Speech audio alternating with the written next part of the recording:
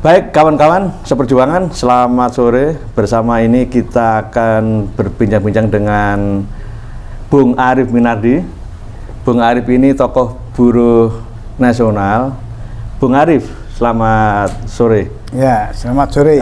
Saya membaca artikel Bung Arief di koran Pikiran Rakyat yang berjudul yang topiknya adalah buruh, pekerjaan dan robot. Ini untuk menanggapi pernyataan Gubernur Jawa Barat Ridwan Kamil yang menyatakan secara mengagetkan, publik dibikin kaget bahwa Pemprov Jawa Barat itu telah menggeser jenis pekerjaan 400 orang menjadi robot. Tetapi Ridwan tidak menyatakan solusi dan konklusinya seperti apa. Nah, memang Pak Arief, sebetulnya keniscayaan bahwa era 4.0, industri 4.0 itu segera datang. Lalu, mestinya sebagai pemimpin bangsa, pemerintah harusnya itu kan arif bijaksana. Dia tidak sekedar menakut-nakutin, tetapi juga memberikan solusi. Nah, Pak Arief, saya ingin pendapat Pak Arief, bagaimana sih Pak Arief kita ini sebaiknya menghadapi dikotomi versus buruh versus robot? Apakah iya seperti itu? Ya, terima kasih Bung Toto. Nih, Bung Toto sebetulnya dikenal sebagai jurnalis ya.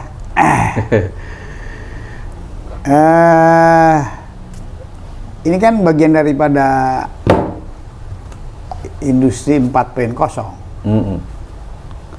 Sehingga sebetulnya ini enggak 4.0 industri. Ya, 4.0 kan ini sudah lama. Ya, kayak ini merebak. Yang kemudian waktu itu oleh siapa? Oleh Profesor UI mengeluarkan buku Disrupsi, Disruption. Iya, Rela Kasali ya. Ya, tapi sebetulnya Rela itu adalah dia berguru dulu pada Clayton, ya. Profesor Clayton dari Harvard itu Arief. Ya. Di dalam tulisan Pak Arief kan itu ada tulis itu. Oke. Ya. Jadi ya itu sudah diramalkan dari para profesor di luar negeri, ya kebetulan kan memang sekarang Cambridge, Harvard, kemudian Oxford itu kan universitas 10 top lah, ya. Otomatis dia akan menghasilkan profesor-profesor yang bisa melihat ke depan, jauh ke depan. Nah kan bagian dari industri 4.0. Ya, nah kemudian Pak Ridwan Kamil sebetulnya dia nggak harusnya sebagai gubernur tidak berbicara begitu. Boleh berbicara, dia harusnya berbicara begini. Memang kita akan banyak pekerjaan yang akan terdisrupsi. Ya. Tetapi nggak usah khawatir. Nah, selalu ada pekerjaan baru yang mengikuti. Di balik kesusahan. Di balik sesuatu yang baru selalu ada mengikuti ada ranah-ranah baru. Ada profesi baru, ribuan profesi baru. Ya. Bisa kasih contoh Pak Arief? Ya, kira-kira seperti apa? Nah, menurut Pak Arief? Katakanlah misalkan truk ya, Rio Tinto itu ya. Di pertambangan itu ya. Pertambangan.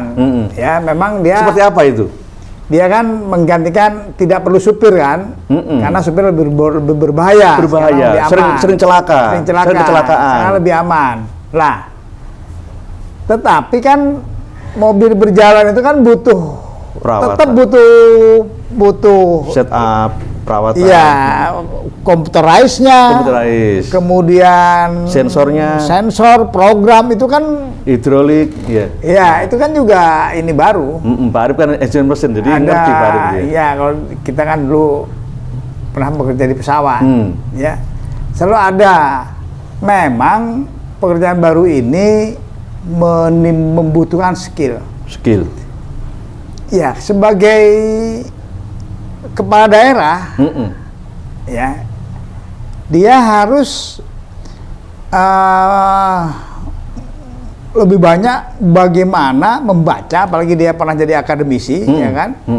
Ya, dia harus makan gimana caranya profesi yang terdisrupsi itu apa yang menggantikannya. Ya. Ramalannya harusnya ke situ. Ya, dibeberkan ya. Dibeberkan. Dipaparkan ya. Nah, untuk ke situ. Sehingga publik tidak galau ya. Ya, kan itu kan sudah kemarin tuh ada 8. Ada big data, ada apa namanya, ada IoT dan lainnya. Ya, nah, autonomous. Itu kan ada baru. Ya, sehingga penduduk Indonesia, ya rakyat atau apa namanya angkatan kerja itu bagaimana membuat pendidikan yang disesuaikan dengan ramalan ke depan. Ya, menarik sekali ya Pak Arif ya. Jadi tapi itu bahasanya kita akan siapkan pendidikan menyongsong era industri 4.0. Oke. Jadi itu menarik sekali nih kawan-kawan. Ya. Jadi itu mampu Pak Arif ya, sekalipun itu pendidikannya STM, kan dari background angkatan kerja kita kan yang untuk sektor industri SMP. itu kan STM, SMP, UMKM, ya STM. Itu bisa Pak Arif ya, dia diajari merawat sensor, itu bisa itu ya. Gini sekarang itu, coba perhatikan anak kita. Itu sekarang anak 4 tahunnya udah pegang gadget. Nah, zamannya emang dia itu sekarang kita kalah kadang-kadang. Wes payai ya. Anak-anak itu bisa jalan. Iya, wes payai itu. Saya kalau ingin ada sesuatu, justru masih ke anak saya waktu SMP. Sekarang SMA itu kalau ada sesuatu, tolong benerin nih, dia bisa. Iya. Lah, itu kan kalau dilatih, iya, sesuai dengan apa namanya ramalan pekerjaan ke depan, itu bagus, menarik sebetulnya yang gini-gini nih. Nah, ya disitulah sebagai pimpinan tantangan bagaimana mempersiapkan rakyatnya menyongsong era baru. Era baru. Ya, itu harus selalu itu. Mestinya nih Pak Ridwan Kamil denger ini. Kan gini Pak, masalahnya Pak Arif. Mestinya kan masalahnya kan begini. Kalau harus pegawai negeri digeser oleh robot, kemudian mereka akan dilatih. Lalu apakah sudah siap BLK-nya sudah siap belum, gitu kan ya? Itu juga akan rumit. Terus kemudian kalau ini di ranah industri, buruhnya menurut SP siap nggak itu Pak Arif ya? Gini, ya. Saya terus terang aja, saya melihat gimana itu? Itu BLK kita belum siap. Wah, gawat dong. Ini belum siap memang. Gimana supaya siap? Karena karena mereka masih paradigma lama. Paradigma lama seperti apa itu?